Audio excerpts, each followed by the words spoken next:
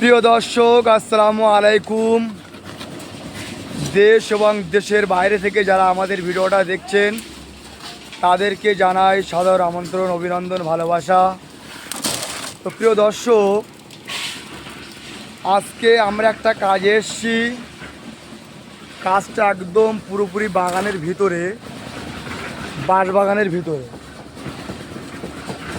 আর আজকে আমাদের এই কাজটার এখানে বিদ্যুৎ না থাকার কারণে আমরা কিন্তু ভাইব্রেটার চালাতে পারছি না।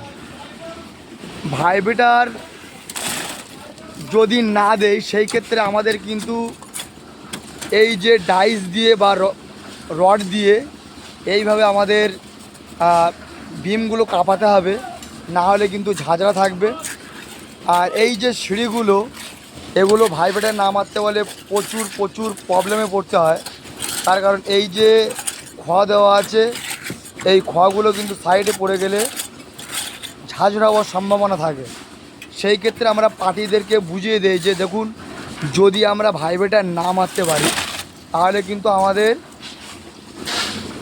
তাপ ঝাঁঝরা বার হতে পারে। কেননা এটা ভাইব্রেটার না মারলে কিন্তু অবশ্যই বেরোতে পারে, কিন্তু চেষ্টা করবো।